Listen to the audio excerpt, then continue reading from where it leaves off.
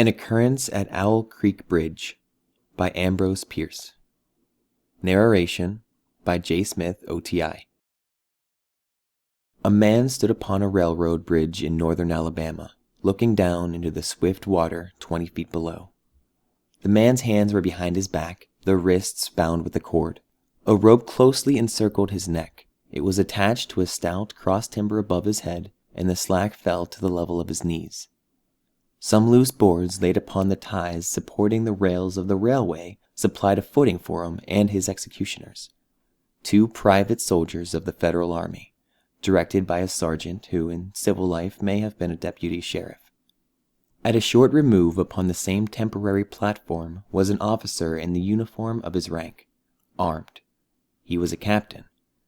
A sentinel at each end of the bridge stood with his rifle in the position known as support, that is to say, vertical in front of the left shoulder, the hammer resting on the forearm thrown straight across the chest, a formal and unnatural position enforcing an erect carriage of the body.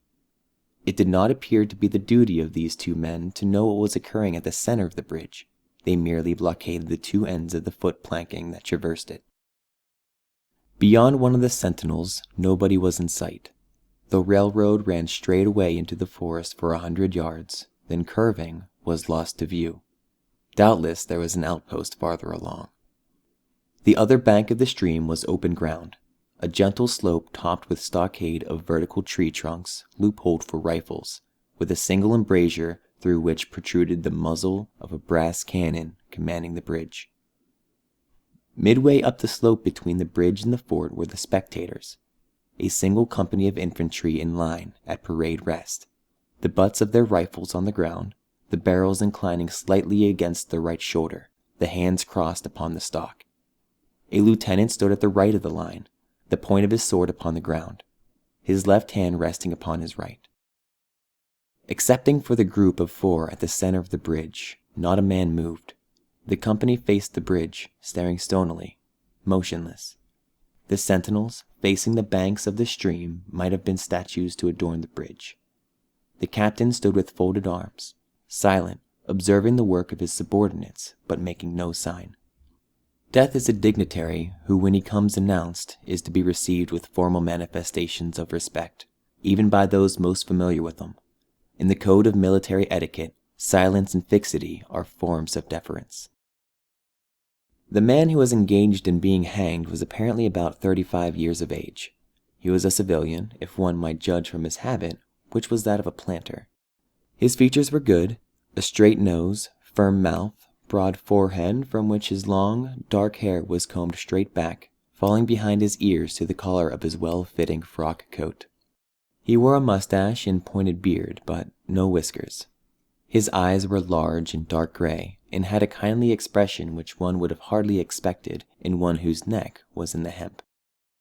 Evidently, this was no vulgar assassin. The liberal military code makes provisions for hanging many kinds of persons, and gentlemen are not excluded.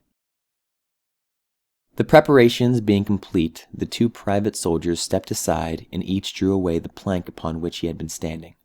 The sergeant turned to the captain, saluted, and placed himself immediately behind that officer, who in turn moved apart 1 pace. These movements left the condemned man and the sergeant standing on the 2 ends of the same plank, which spanned 3 of the cross ties of the bridge. The end upon which the civilian stood almost, but not quite, reached the 4th. This plank had been held in place by the weight of the captain. It was now held by that of the sergeant. At a signal from the former, the latter would step aside, the plank would tilt, and the condemned man would go down between the 2 ties. The arrangement commended itself to his judgment as simple and effective. His face had not been covered, nor his eyes bandaged. He looked a moment at his unsteadfast footing, and then let his gaze wander to the swirling water of the stream racing madly beneath his feet. A piece of dancing driftwood caught his attention, and his eyes followed it down the current. How slowly it appeared to move! What a sluggish stream! He closed his eyes in order to fix his last thoughts upon his wife and children. The water, touched to gold by the early sun, the brooding mists under the banks at some distance down the stream, the fort, the soldiers, the piece of drift, all had distracted him, and now he became conscious of a new disturbance. Striking through the thought of his dear ones was the sound that he could hardly ignore nor understand. A sharp, distinct, metallic percussion like the stroke of a blacksmith's hammer upon the anvil. It had the same ringing quality. He wondered what it was, and whether immeasurably distant or nearby. It seemed both. Its recurrence was regular, but as slow as the tolling of a death knell. He awaited each new stroke with impatience and, he knew not why, apprehension. The intervals of silence grew progressively longer. The delays became maddening. With their greater infrequency, the sounds increased in strength and sharpness. They hurt his ear like the thrust of a knife, and he feared he would shriek. What he heard was the ticking of his watch. He unclosed his eyes and saw again the water below him. If I could free my hands, he thought, I might throw off the noose and spring into the stream. By diving I could evade the bullets, and swimming vigorously I could reach the bank, take to the woods, and get away home. My home, thank God, is yet outside their lines. My wife and little ones are still beyond the invaders' farthest advance.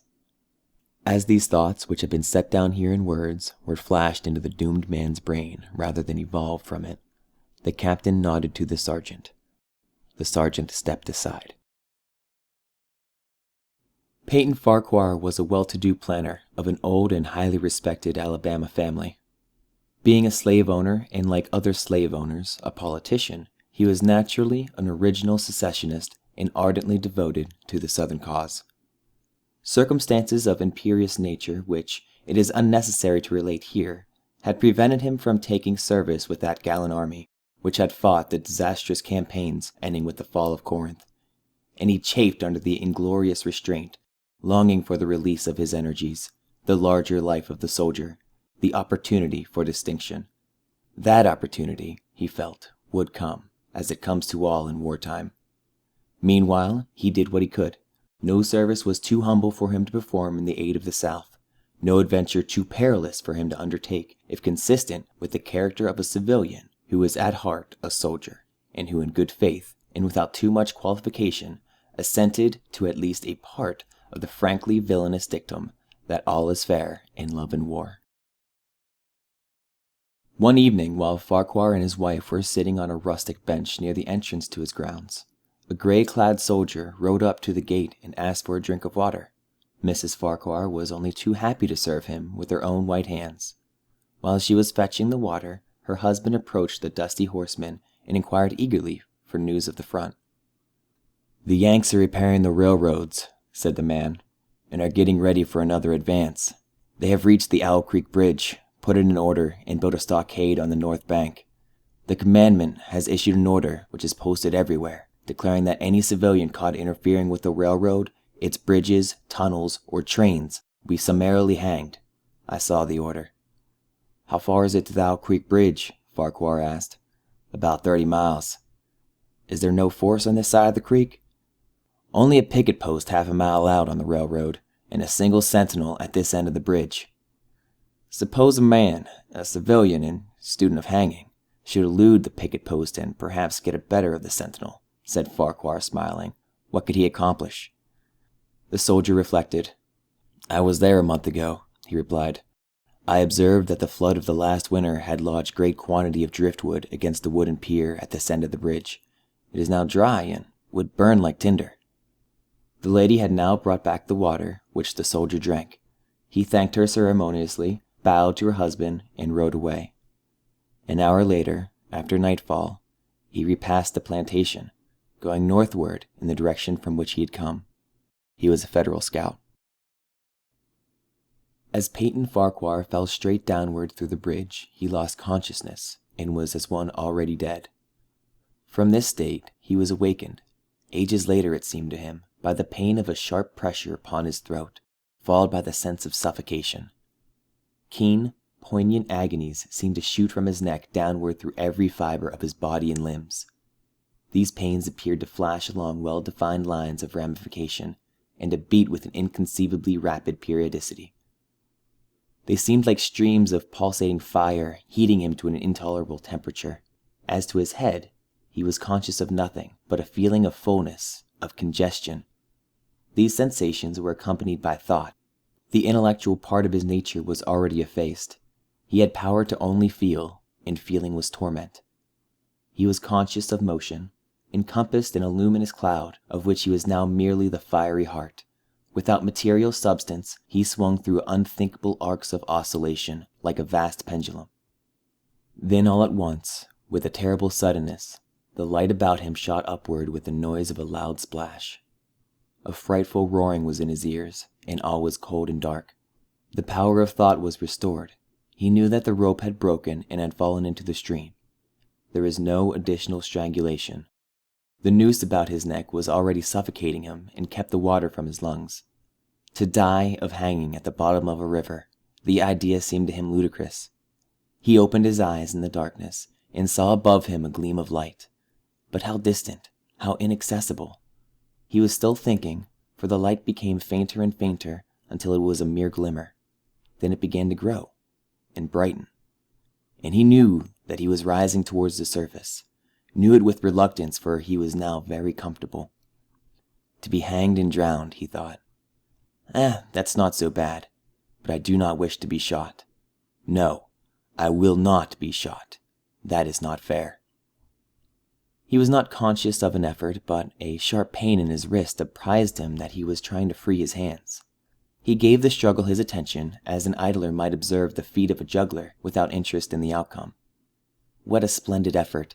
What magnificence! What superhuman strength! Ah, that was a fine endeavor! Bravo! The cord fell away. His arms parted and floated upward, the hands dimly seen on each side in the growing light. He watched them with new interest as first one and then the other pounced upon the noose of his neck. They tore it away and thrust it fiercely aside, its undulations resembling those of an underwater snake. "Put it back! Put it back!" He thought he shouted these words to his hands, for the undoing of the noose had been succeeded by the direst pang that he had yet experienced. His neck ached horribly, his brain was on fire, his heart, which had been fluttering faintly, gave a great leap, trying to force itself out of his mouth. His whole body was racked and wrenched with an unsupportable anguish. But his disobedient hands gave no heed to the command. They beat the water vigorously with quick downward strokes, forcing him to the surface. He felt his head emerge, his eyes were blinded by the sunlight, his chest expanded convulsively, and with a supreme and crowning agony, his lungs engulfed a great draught of air which he instantly expelled in a shriek. He was now in full possession of his physical senses. They were indeed preternaturally keen and alert. Something in the awful disturbance of his organic system had so exalted and refined them that they made record of things that he never before perceived. He felt the ripples upon his face and heard their separate sounds as they struck.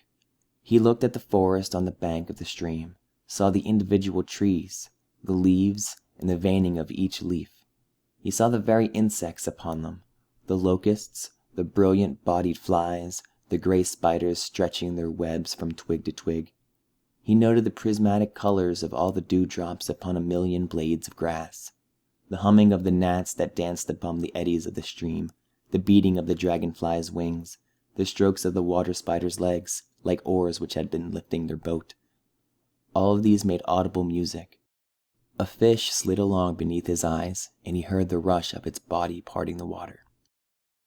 He had come to the surface facing down the stream.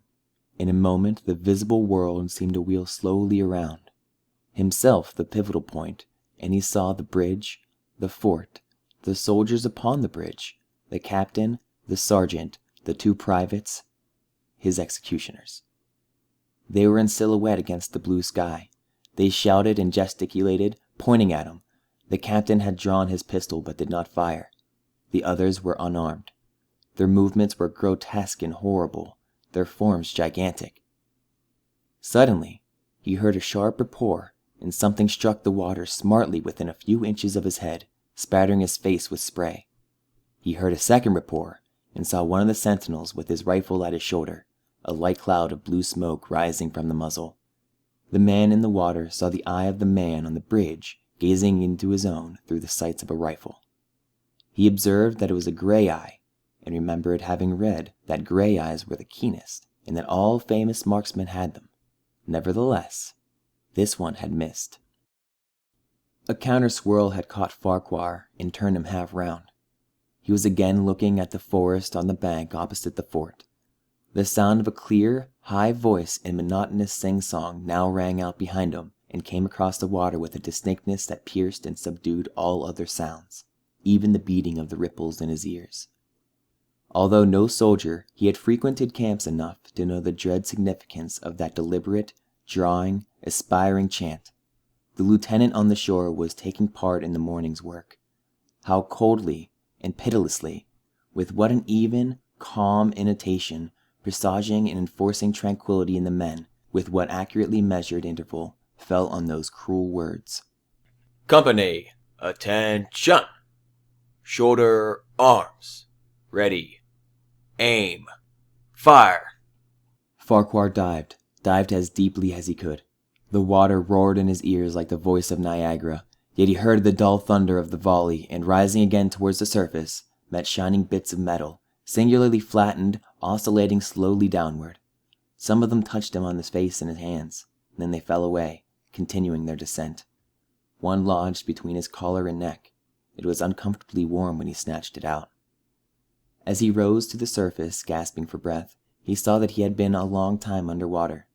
He was perceptually farther downstream, nearer to safety. The soldiers had almost finished reloading. The metal ramrods flashed all at once in the sunshine as they were drawn from the barrels, turned in the air, and thrust into their sockets. The two sentinels fired again, independently and ineffectually. The hunted man saw all of this over his shoulder. He was now swimming vigorously with the current. His brain was as energetic as his arms and legs. He thought with rapidity of lightning. The officer, he reasoned, will not make the martinet's error a second time. It's easy to dodge a volley in a single shot. He's probably already given the command to fire at will. God help me, I can't dodge them all. An appalling splash within 2 yards of him was followed by a loud rushing sound, diminuendo, which seemed to travel back through the air to the fort and died in an explosion which stirred the very river to its deeps. A rising sheet of water curved over him, fell down upon him, blinded him, and strangled him. The cannon had taken a hand in the game. As he shook his head free from the commotion of the smitten water, he heard the deflected shot humming through the air ahead, and in an instant it was cracking and smashing branches in the forest beyond. We'll not try that again, he thought. The next time, they're going to use a charge of grape. I must keep my eye upon the gun. The smoke will apprise me. The report arrives too late. It lags behind the missile. That's a good gun. Suddenly, he felt himself whirled round and round, spinning like a top. The water, the banks, the forest, and now distant bridge, fort, and men were all commingled and blurred. Objects were represented by their colors only. Circular, horizontal streaks of color, and that was all he saw. He had been caught in a vortex, and was being whirled in a velocity of advance and gyration that made him giddy and sick. In few moments he was flung upon the gravel at the foot of the left bank of the stream, the southern bank, and behind a projecting point which concealed him from his enemies. The sudden arrest of his motion, the abrasion of his hands on the gravel, restored him, and he wept with delight. He dug his fingers into the sand, threw it over himself in handfuls, and audibly blessed it. It looked like diamonds, rubies, emeralds. He could think of nothing beautiful which it did not resemble. The trees upon the bank were giant garden plants. He noted a definite order in their arrangement, inhaled the fragrance of their blooms. A strange roseate light shone through the spaces among the trunks, and the wind made their branches the music of an Ethiopian harp. He had not wished to perfect his escape. He was content to remain in that enchanting spot until retaken. A whiz and a rattle of grape shot among the branches high above his head roused him from his dream. The baffled cannoneer had fired him a random farewell. He sprang to his feet, rushed up the sloping bank, and plunged into the forest. All that day he traveled, laying his course by the rounding sun. The forest seemed interminable. Nowhere did he discover a break in it, not even a woodsman's road. He did not know that he lived in so wild a region. There was something uncanny in the revelation. By nightfall, he was fatigued, footsore, and famished. The thought of his wife and children urged him on. At last he found a road which led him in what he knew to be the right direction. It was as wide and straight as a city street, yet seemed untraveled. No fields bordered it, no dwelling anywhere. Not so much of a barking dog suggested human habitation. The black bodies of trees formed a straight wall on both sides, terminating on horizon in a point, like a diagram in a lesson in perspective. Overhead, as he looked up through this rift in the wood, shone great golden stars, looking unfamiliar and grouped in strange constellations. He was sure they were arranged in some order which had some secret and malign significance. The wood on either side was full of singular noises, among which, once, twice, and again, he distinctly heard whispers in an unknown tongue. His neck was in pain, and lifting his hand, he found it horribly swollen. He knew that it had a circle of black where the rope had bruised it. His eyes felt congested. He could no longer close them. His tongue was so swollen with thirst, he relieved its fever by thrusting it forward from between his teeth and into the cold air. How softly the turf had carpeted the untraveled avenue. He could no longer feel the roadway beneath his feet. Doubtless, despite his suffering, he had fallen asleep while walking, for he now sees another scene. Perhaps he has merely recovered from a delirium. He stands at the gate of his own home. All is as he left it, and all bright and beautiful in the morning sunshine. He must have traveled the entire night. As he pushes open the gate and passes up the wide white walk, he sees a flutter of female garments. His wife, looking fresh and cool and sweet, steps down from the veranda to meet him. At the bottom of the steps she's waiting, with a smile and ineffable joy, an attitude of matchless grace and dignity. Ah, how beautiful she is! He springs forward and extends his arms. As he's about to clasp her, he feels a stunning blow upon the back of his neck. A blinding, white light blazes all about him with a sound and shock like a cannon. Then all is darkness and silent. Peyton Farquhar was dead. His body, with a broken neck, swung gently from side to side beneath the timbers of the Owl Creek Bridge.